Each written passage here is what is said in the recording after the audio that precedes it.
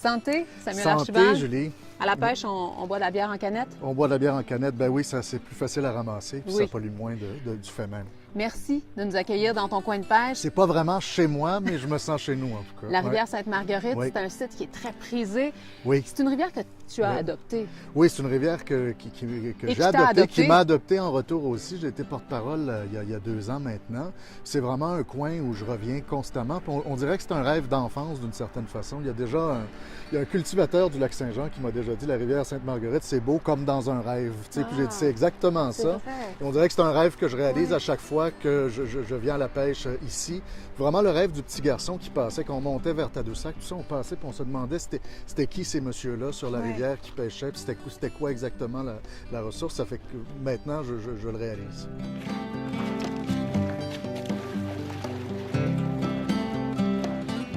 La pêche à la mouche, ce qui est merveilleux, c'est que c'est tellement une obsession. Tu es toujours tellement en train de te demander, il est où le poisson? Après quoi il va mordre? Tu sais, quel genre de température il fait? Ouais. Que c'est vraiment un moment où tu peux être en vacances pour vrai quand tu es un esprit un peu enfiévré.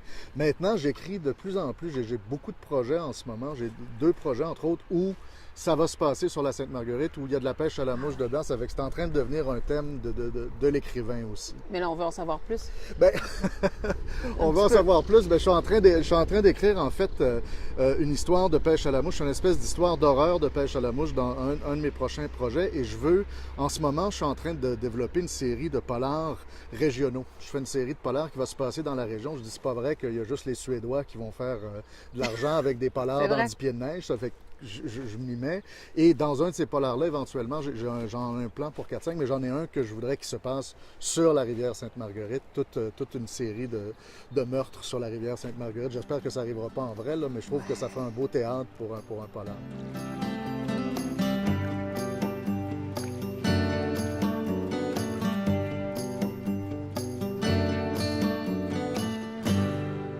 Je me permets maintenant une grande question. Oui, Comment ça va? ça va bien. Ça va bien. Ben là, je suis à la bonne place pour Oui. que ça aille mieux. C'est Mais- ici que je me refais des forces. C'est curieux parce que cette fameuse dépression-là, ça a été une année très, très difficile. Et curieusement, ce qui m'a donné la force d'en sortir, c'est d'en parler. Et autant j'ai hésité parce que c'est sûr qu'on a une pudeur par rapport à ça, mais comme j'avais les problèmes que l'on sait maintenant avec les assurances, Ouais. avec Desjardins, comme j'étais vraiment en détresse, ben, à un moment donné, j'ai décidé d'en parler. Et à partir du moment où j'en ai parlé, ben, tout à coup, les gens ont commencé à me demander comment ça va, mais pas comme on demande comment ça va. Pour vrai. Oui, comme on demande comment ça va pour vrai. Les gens, dans les semaines qui ont suivi, il y a tellement de gens qui vivaient la même chose que moi, il y a des gens, je marchais dans la rue, puis les gens venaient venaient me prendre dans leurs bras. Ça fait que ça a été très, très salvateur, puis ça finit par régler le problème. Puis juste de savoir, tout à coup, en dépression, on est tellement centré sur soi par la force des choses parce qu'on a mal, on souffre, Ouais. donc on est dans nos affaires, dans nos bébelles, dans notre souffrance. Et là, tout à coup, les gens m'ont sorti de là. C'est-à-dire que les gens, tout à coup, m'écrivaient sur Facebook ou m'appelaient, m'envoyaient des lettres littéralement pour dire soit merci d'en avoir parlé, soit merci parce que tout à coup, ça a débloqué mon dossier aussi. Ça fait que moi, j'avais pas prévu ça. Je voulais juste essayer de m'enlever une crotte sur le cœur. Ça fait que ça a vraiment bien fini. Que c'était pas, je dirais pas que c'était un geste égoïste, c'est un geste de détresse, c'est un geste de partage, mais je pensais jamais que ça aurait cet impact-là. Puis c'est vraiment le partage qui, moi, m'a donné un peu mon air d'aller, là, qui fait que maintenant, là, j'ai recommencé à travailler depuis un mois. Je suis sur la rivière. Il y a des moments où je pensais jamais revenir sur la rivière. Donc, ça fait juste du bien d'être là. Samuel, on est en apéro littéraire. Oui. Qu'est-ce que tu lis en ce moment ou qu'est-ce qui t'a fait triper? En ce moment, je lis un très beau recueil de poèmes de Jean-Christophe Réel qui s'appelle La fatigue des fruits. Je me reconnais beaucoup dans cet auteur-là. C'est quelqu'un qui souffre de fibrose kystique.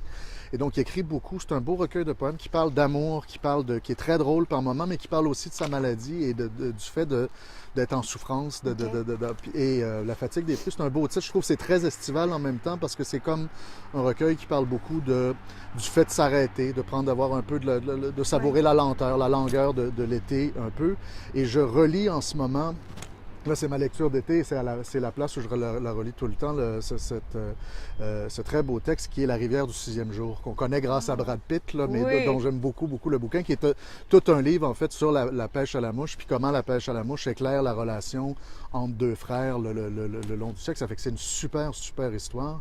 Puis moi, c'est une lecture, ça doit faire 40 fois que je le lis, là, mais c'est quelque chose que j'aimerais, à un moment donné, je ne sais pas si je peux faire de l'ombre à ce texte-là, mais j'aimerais avoir un texte sur la pêche à la mouche qui donnerait autant une idée de ce que c'est pour les gens qui le font que celui-là. D'une certaine façon, l'écriture, tu t'en rends compte là, ça a toujours été ma soupape pas mal. Ça fait que je pense que juste d'écrire beaucoup en ce moment, c'est ça qui est fou, c'est qu'on dirait que depuis que je me sens sorti de dépression, j'ai jamais écrit comme ça depuis au moins 10 ans. C'est-à-dire qu'on dirait qu'il succède une période de créativité folle à cette période de noirceur-là. Fait que c'est beaucoup ça qui me nourrit en ce moment. Puis je pense que ça va être ma soupape pour ne jamais retourner, ou en tout cas retourner le moins vite possible dans un état comme ça. On a hâte de te lire. Bien, En attendant, oui. ce saumon-là, il t'attend. Oui. Merci, Santé, Samuel. Julie. Santé.